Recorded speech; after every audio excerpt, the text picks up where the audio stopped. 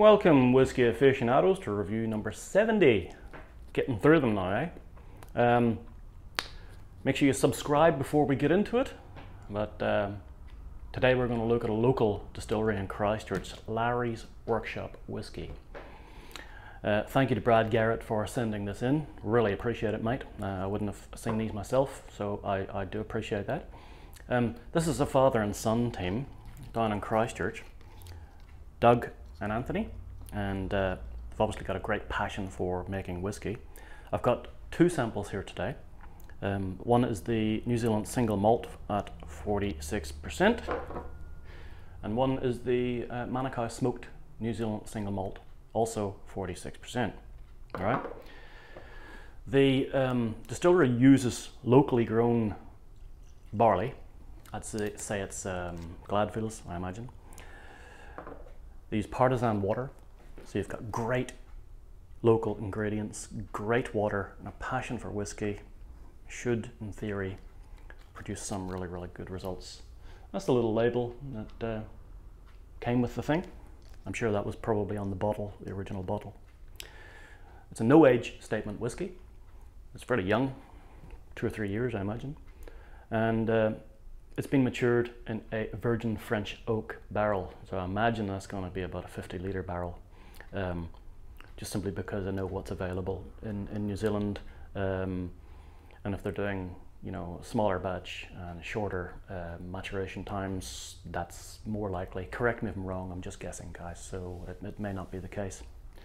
Anyway, let's have a look. This one reminds me of a lot of lovely whiskies that I really enjoy, because it's got that sort of classic sort of citrus toffee on the nose. It's a lovely, lovely nose. It's a great job.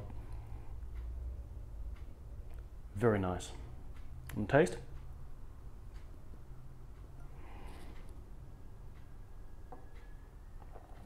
There's a light spice, but there's also a unique. I've tried these earlier, of course. There's a unique sort of earthy feel to the mouth. There's a dryness that comes in quite quickly.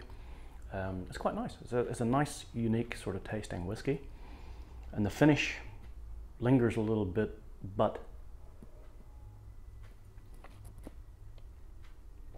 there's that spiciness that sort of lingers, but that dryness takes over and becomes sort of a prominent feature on the mouthfeel and the finish. But I would definitely look at somewhere around the 83 for that whiskey. I think it's pretty good, guys, and I think there's a lot of potential. I think it's quite exciting. This one, Manukau smoked. All right. On the nose,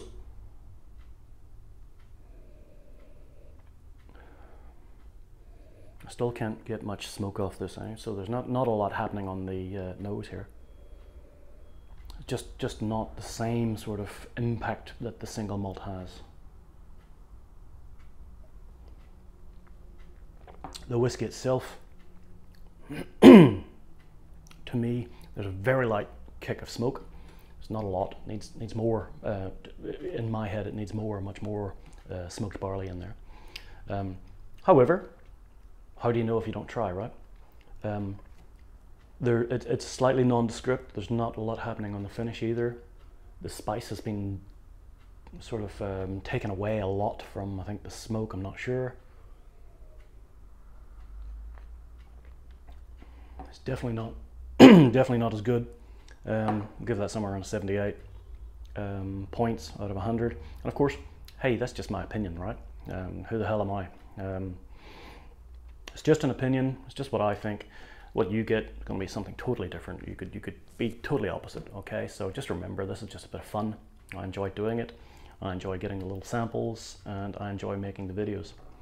That said, we're going to do another video. Next, we're going to look at Writer's Tears, which is Irish, and it's a lovely whiskey. I've only got this much left in the bottle, so I've sort of sampled it a little bit.